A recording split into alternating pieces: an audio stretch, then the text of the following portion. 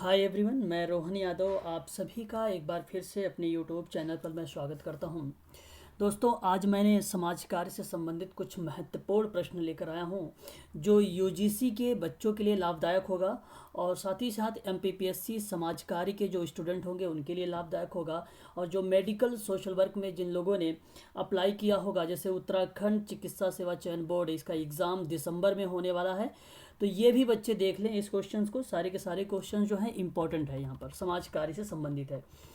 और पहला ही प्रश्न आपके सामने ये है कि मानव विकास सूचकांक का विकास निम्नलिखित में से किसके द्वारा किया गया था। और आप सभी को पता होगा यहाँ पे 4 ऑप्शन है और इसका करेक्ट जवाब जो होगा option number B for Bombay, यानी डॉक्टर महबूबुल हक पाकिस्तान के रहने वाले हैं। और एक नाम और आता है अतमर सेन का नाम, ठीक है। तो दोनों नाम याद रखिएगा। हालांकि यहाँ पे जो करेक्ट जवाब होगा option number B for Bombay वाला ही करेक्ट जवाब होगा।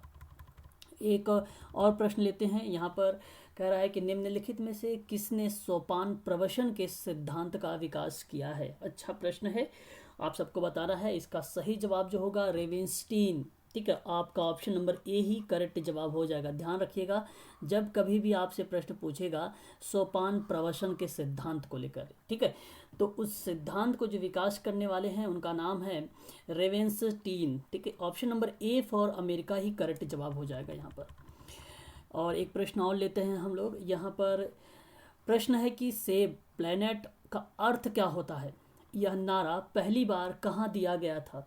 और आप सबको मैंने बता चुका हूँ पृथ्वी सम्मेलन वगैरह के बारे में, और जिन लोगों ने वो उस वीडियो को देखा होगा उनको पता होगा। यहाँ पे करेक्ट जवाब हो जाएगा option number A for America, Rio पृथ्वी शिखर सम्मेलन, ठीक है। तो ध्यान रखिएगा, सेव प्लेनेट के बारे में बात यहाँ पर हो रही है, ठीक है। सुरक्षित ग्रह के बारे में बात हो रही है।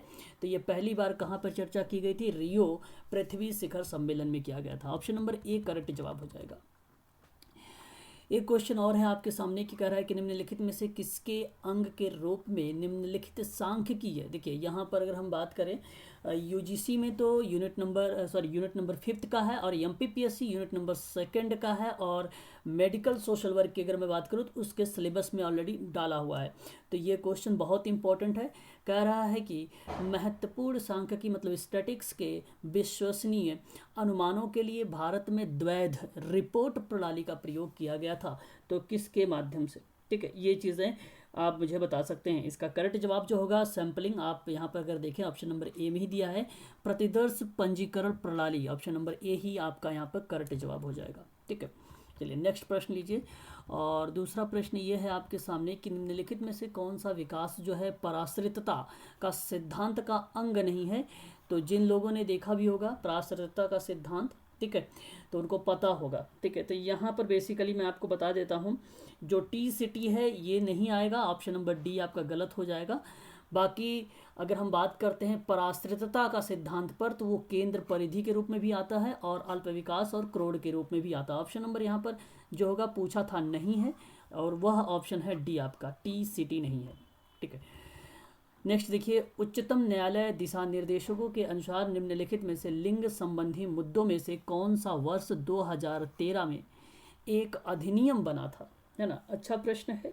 और इसका करेक्ट जवाब जो होगा कार्यस्थल पर यौन उत्पीड़न, ऑप्शन नंबर सी करेक्ट जवाब होगा इस प्रश्न का। एक प्रश्न और लेते हैं। यहाँ पर कह रहा है कि किसी की या किसी दी गई जनसंख्या में जन्म के समय शिशु का काम वजन और गर्भ की क्षति निम्नलिखित में से मुख्यतः किस कारण से होता है। अच्छा प्रश्न है। और यहाँ पे करेक्ट जवाब जो होगा मातृ कुपोषण, option number C for Chennai correct जवाब हो जाएगा, ठीक है। नेक्स्ट पॉइंट, और यहाँ पर एक क्वेश्चन और लेते हैं। निम्नलिखित में से किस वर्ष भारत में प्रजनन और बाल स्वास्थ्य परियोजना का पहला चरण आरंभ हुआ था। बहुत इंपॉर्टेंट है, आरंभ यानी प्रारंभ, ठीक है। तो ये प्रारंभ है। तो इसका करेक्ट जवाब ऑप्शन नंबर आपका यहाँ पे कौन सा होगा, डी फॉर डेनमार्क, 1997 करेक्ट जवाब होगा ऑप्शन नंबर। मैक्स वेबर के अनुसार आदर्श प्रारूप, कभी कभी एग्जाम में पूछ लेता है सम्मिलित करने को लेकर कि आदर्श प्रारूप किसने दिया है, तो भी आप कहेंगे मैक्स वेबर का ही नाम रखेंगे, ठीक है। बाकी इनके बारे में मैंने बहुत डीप में चर्चा कर रखा है, आप सभी को बता रखा हूँ। तो इसका जो करेक्ट जवाब हो जाएगा option number C for Chennai होगा, कि सामाजिक प्रघटना को समझने और अवधारणात्मक विश्लेषणात्मक साधन। Option number C for Chennai ही करेक्ट जवाब हो जाएगा। आदर्श प्रारूप बताता यही है, सामाजिक प्रघटनाओं के बारे में समझने के लिए प्लस उसके कॉन्सेप्ट को, उसको एनालिसिस का एक रिसोर्सेज मानता है ये आदर्श प्रारूप। और ये प्रारूप जो दिया गया था मैक्स वेबर के द्वारा दिया गया था, ध्यान रखिएगा। एक प्रश्न और है, निम्नलिखित में से किसका कथन जो है समाजशास्त्र सामूहिक प्रतिनिधित्व का अध्ययन करता है। बहुत ही अच्छा प्रश्न है, सामूहिक प्रतिनिधित्व की बात हो रही है ना। तो यहाँ पे जो करेक्ट जवाब होगा Emile Durkheim, option number B for Bombay ही आपका यहाँ पे सही जवाब हो जाएगा, है ना। एक प्रश्न और लेते हैं हम लोग कि कह रहा है कि निम्नलिखित में से कौन सा कथन समाजशास्त्रीय कल्पना के बारे में सी राइट मिल्स के विचार को निरूपित करता है। मतलब यहाँ पर एक विद्वान का नाम दिया गया है, सी राइट मिल्स का नाम, ठीक है। और इनका जो विचार है निम्नलिखित में से किस पर जो है आधारित है, तो मैं आपको बता देता हूँ, निजी समस्याओं और सामाजिक मुद्दों को एक साथ लाना। ये क्रियाविधि बेसिकली समाजशास्त्री जो थे राइट्स मिल्स, इन्हीं के विचारों पर ये बातें बताई गई थी। तो ध्यान रखिएगा, निजी समस्याओं और सामाजिक मुद्दों को एक साथ ले आना इनका मोटो था, ठीक है। नाम याद रखिएगा राइट मिल्स का। एक और हम क्वेश्चन देखते हैं, यहाँ पे कह रहा है कि निम्नलिखित में से पितृतंत्र जाति से कम कष्टप्रद नहीं है। अच्छा प्रश्न है, और यहाँ पे सही जवाब होगा option number B for Bombay, दलित महिला संगठन, ठीक है। और नेक्स्ट प्रश्न लेते हैं, यहाँ पे सामाजिक प्रतिमान के रूप में बारंबार, जिसको हम आवृत्ति बोलते हैं, ठीक है, होने वाली परिस्थिति के परिवर्तन को कहा जाता है क्या। तो आपके सामने ऑप्शन है 4, तो परिस्थिति क्रम बोला जाता है, option number D for Denmark इसको बोला जाता है, ठीक है।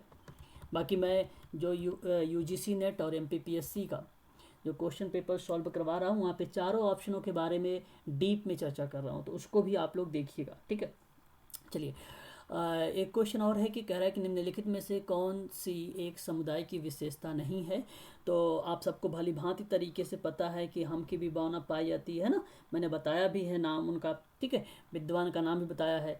फिर उसके बाद सामाजिक संबंधों का समूह के बारे में भी चर्चा किया है, और भूभाग मतलब निश्चित भूभाग के बारे में बात भी कर चुका हूँ मैं आप लोगों से। देखिए भाषा के बारे में मैंने बात नहीं किया था, तो इसलिए ऑप्शन नंबर डी आपका यहाँ पे करेक्ट हो जाएगा, क्योंकि इसमें पूछा है नहीं, ठीक है। चलिए एक नेक्स्ट प्रश्न लेते हैं। रॉबर्ट रेडफील्ड की किताबों के बारे में आपको बता चुका हूँ भली भांति तरीके से, है ना, आप जानते हैं। और उसी का एक पार्ट है, उसने कहा कि एक लघु समुदाय की विशेषता जो है नहीं है। तो मैंने 5 विशेषताओं के बारे में आप लोगों से जिक्र किया है भली भांति तरीके से, और यहाँ पर पूछा है एक विशेषता नहीं है, उसका आपको जवाब देना है। Option number C for Chennai आपका यहाँ पे करेक्ट जवाब होगा, ठीक है। आगे बात कर लेते हैं, किस विद्वान ने कहा है कि आत्मसात किए गए साझा मूल्य किसी भी समाज के सामाजिक एकीकरण में निर्णायक भूमिका निभाने वाले माने जाते हैं। तो आप भली भांति तरीके से जानते हैं टॉलकाट पार्सन्स का नाम, और ये आपका सही जवाब हो जाएगा, है ना। संस्कृति जादू टोना के बारे में आप मुझे कमेंट करना और बताना कि ये किस विद्वान ने कहा है, ठीक है।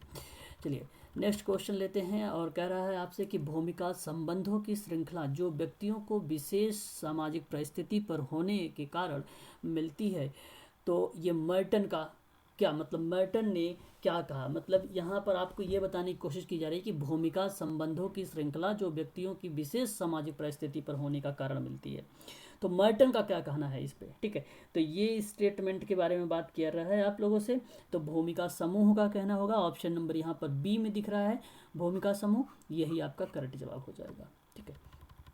नेक्स्ट प्रश्न लीजिए, यह किसका कथन है कि भूमिका परिस्थिति का गतिमान पहलू है, जहां परिस्थिति का संबंध प्रतिष्ठा और भूमिका के संबंध का निष्पादन करता है।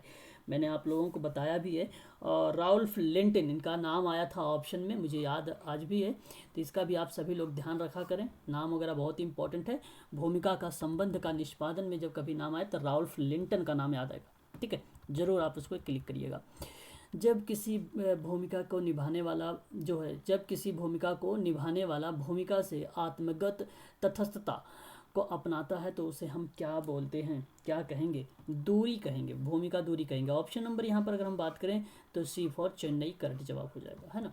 चलिए नेक्स्ट बढ़िए, और क्वेश्चन कह रहा है कि किसकी रचनाओं में सामाजिक स्तरीकरण का प्रकारात्मक सिद्धांत, मैंने आप लोगों को प्रकारात्मक अभिगम के बारे में बता रखा है अच्छे से, और उसके विकास किस तरीके से किस विद्वान ने किया ये भी मैंने आप लोगों को बता रखा है, ठीक है। तो आप लोग मुझे कमेंट करिएगा कि प्रकारात्मक अभिगम या कार्यात्मकता का अभिगम का सिद्धांत किसके द्वारा दिया गया है? ठीक है, ये आप मुझे कमेंट करेंगे।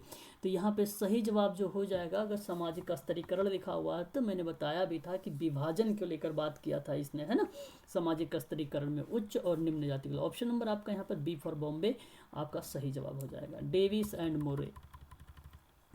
निम्नलिखित में से माइंड, देखो ये भी मैं आप लोगों को बता चुका हूँ, माइंड सेल्फ एंड सोसाइटी के लेखक कौन है? प्रश्न बहुत ही सरल सरल हैं और आप सबको समझ भी आ रहा होगा, है ना। तो जॉर्ज एच मेड का नाम आएगा यहाँ पे। सही जवाब option number C for Chennai हो जाएगा, है ना। व्यक्ति अध्ययन का उद्देश्य केवल पूछा है आपसे, और आप मुझे जरा बताइए कि व्यक्ति अध्ययन का उद्देश्य होता क्या है ना। यहाँ पे करेक्ट जवाब क्या? अगर हम ऑप्शन डी को देखें तो एक इकाई के सभी पहलुओं का गुणात्मक और विस्तृत विश्लेषण है, और यही एक प्रकार का बताता है व्यक्तिगत अध्ययन। ठीक है, option number D for Denmark. मानक विचलन किसका माप है? अच्छा प्रश्न है, और इसका जो करेक्ट जवाब होगा मध्य के इर्द गिर्द प्रकरण की बात करता है, तो माध्य के, ना कि बहुलक के। ठीक है, और ना ही मध्यका का। तो ऑप्शन नंबर यहाँ पर बी फॉर बॉम्बे ही आपका करेक्ट जवाब हो जाएगा। ठीक है, तो दोस्तों आज के लिए बस इतना ही, और शाम की आप सभी की क्लास 6 बजे से चलेगी। आप सभी लोग 6 बजे वाली क्लास को ज्वाइन करिएगा। ठीक है, वहाँ पर आज मैं आप लोगों को बताऊंगा समाज कार्य के उपकरण के बारे में और उसकी कुछ तकनीकी के बारे में चर्चा करूंगा। और 8 बजे आपकी क्लास चलेगी परिकल्पना के बारे में। ठीक है, तो दोनों क्लासेस इंपॉर्टेंट है समाज कार्य की, उसे ज़रूर देखिएगा आप सभी लोग।